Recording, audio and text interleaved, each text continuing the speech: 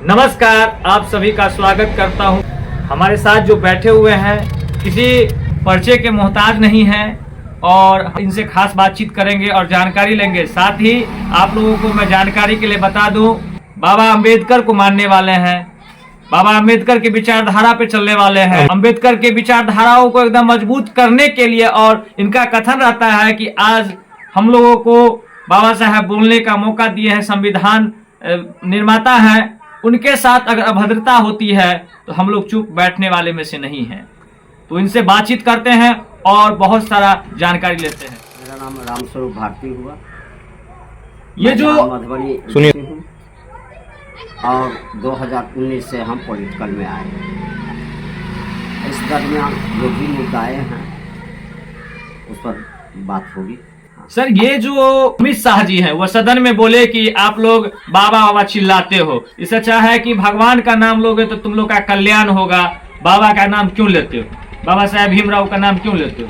अगर हम मंदिर के तरफ जाते हैं तो वहाँ जो है एक मूर्खता सरफा जो बातें हैं वहीं तक हम सीमित रह जाते हैं। लेकिन अगर हम से आदमी जो है महान बनता है, महापुरुष बनता है, वो ज्ञान का विचार है। बात रह गई जो हमारे जो अमित साहब बोले हैं संसद में, एक तो बोलना नहीं चाहिए था इनको। ये हमारे महापुरुष हैं अंबेडकर साहब, जिनको ये अपमानित किए हैं। तो ये अपना जो है गलती को स्वीकार करें या अगर स्वीकार नहीं वो करते हैं तो स्वीकार भी करेंगे तो कैसे करेंगे, क्योंकि इनका पार्टी भी तो मनुवादी पार्टी है और हम लोग जो है अंबेडकर विचारधारा के लोग। इनकी कोई भी अपमान जो है सहन नहीं कर सकते हैं।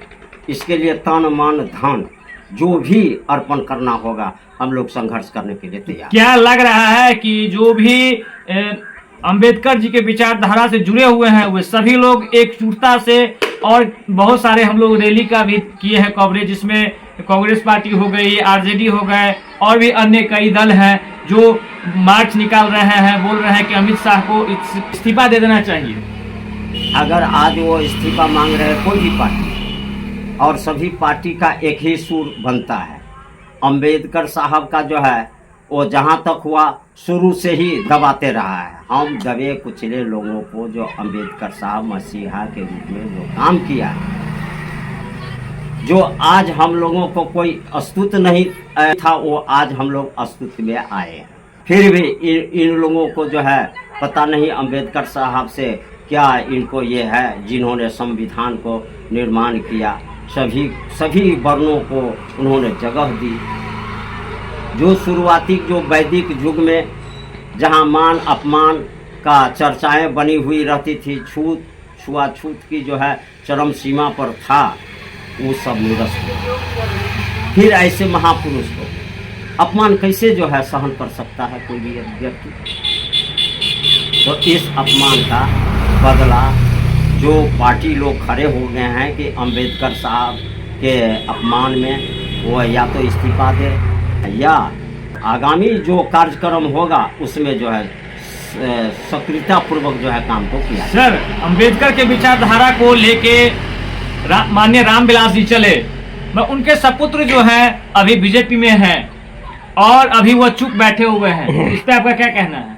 देखिए, जो पार्टी का सिद्धांत होता है वो सिद्धांत के ये लोग जो है वो मान करके चलते हैं। और पार्टी में ऐसा भी है जो भाजपा शुरू से ये अंबेडकरवादी लोगों को नकारते रहा है, आज भी वही पोजीशन है। इसीलिए कोई भी पार्टी अगर आवाज़ उठाता है अंबेडकर जी का तो उनसे बचना चाहता है सच्चे मन से, तो इनका कोई जो है अर्पण नहीं क्या होता आपका है। कहना है कि चिराग जी को आगे आना चाहिए अंबेडकर जी के पक्ष में? वो उनको आना होता तो आ गए हुए होते, और इतने अपमान के बाद भी वो चुप बैठे हुए हैं। तो उनको क्या लगता है यार? इसका मतलब है कि उनके दिल में अंबेडकर साहब के लिए कोई विचार रहा ही नहीं। विचार है या नहीं है, मैं उस पर टिप्पणी नहीं करना चाहता हूँ। टिप्पणी इस बात का है कि हमारे सामने एट प्रेजेंट जो अपमान हो रहा है उस पर चुप्पी लगाए बैठ जाना, ये अपमानित। आगे हमारा एक मुद्दा है 2004-5 से मुद्दा है, जो सभी लोगों को जो है पेंशन दिया जाए। यह पार्टी चली थी वोटर्स पार्टी इंटरनेशनल।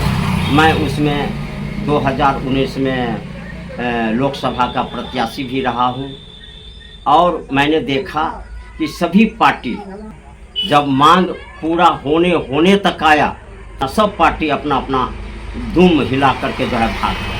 ये भरोसा नहीं होता है कि ये जो है बगैर संघर्ष किए हुए हमारा मतदाताओं लोगों का जो अधिकार है, वो अधिकार से जो वंचित किया जा रहा है।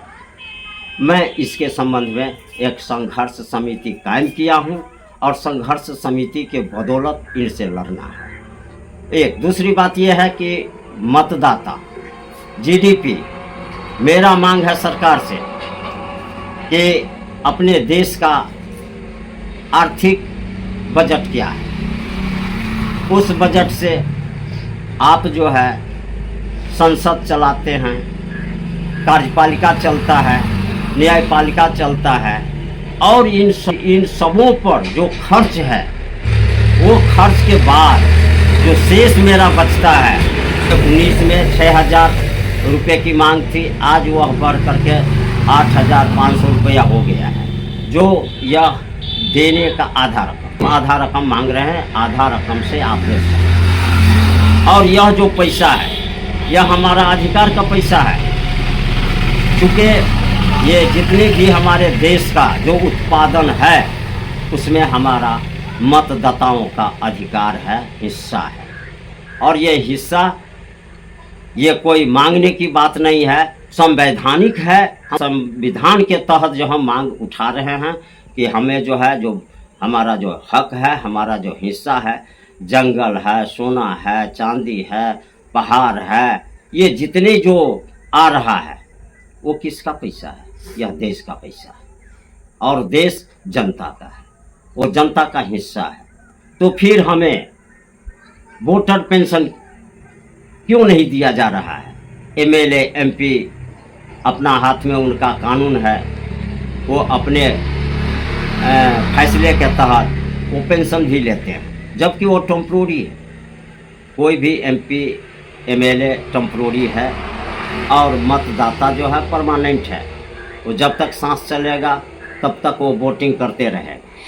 तो परमानेंट वाले का जो हक था, वो हक को मारकर, और वो अपना हक वहाँ संसद में वो कायम कर लिया। एमपी विधायक को पेंशन चाहिए, और लोग जो है, जो पेंशनधारी है, ये जो है, ये जीडीपी के अनुसार जो हमारा हिस्सा है, वो हिस्सा कहाँ गया? मेरा मांग है कि नीचे से लेकर के ऊपर राष्ट्रपति तक का ही जो है वोटिंग करते हैं। आपका कथन हुआ कि जितने भी मतदाता है सभी को मिलना चाहिए। अब सरकार इस पर जो है, कौन लेने लायक है, कौन देने लायक नहीं है, उनको सरकार पर निर्भर करता है। सरकार अपना कमेटी बैठा दे, अपना आयोग बैठा दे, उसमें वो फैसला ले। लेकिन हमारा जो फैसला, गोयल कमेटी 2011 में जो यह पेंशन देने की बात कही है, संविधान के विशेषज्ञ जो सुभाष कश्यप जी हैं, अर्थशास्त्री जो झुनझुन वाला है, ये सब, ये जो कमेटी बनी थी, आयोग जो बना था, उस आयोग में यह निर्णय हो चुका है कि इनको देने में कतई से नहीं है, इसको जो है दिया जा सकता है। तो जब दिया जा सकता है, तो अभी तक क्यों नहीं मिल रहा है? और जब तक हमारा हक हुकूक है, जब तक वो पूरा नहीं होता है, हम तब तक लड़ते हैं।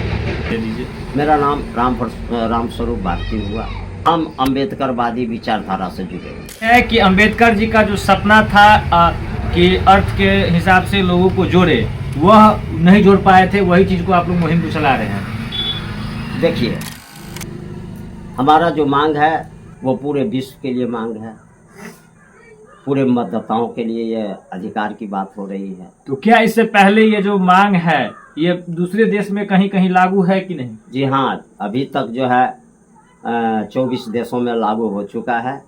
अपने देश की जहाँ तक बात है, तो अभी विचार किया है, केजरीवाल अभी 2500 रुपया दिया जा रहा है, जो महिला लोगों को दिल्ली में। झारखंड वाले जो है वो 2500 रुपया दिया है, और 3 ऐसे स्टेट हैं। परमानेंट सोल्यूशन चाहिए ना? जी हाँ, ये परमानेंट है, ये धन्यवाद। अधिकार है। चलिए, आपका बहुत बहुत धन्यवाद।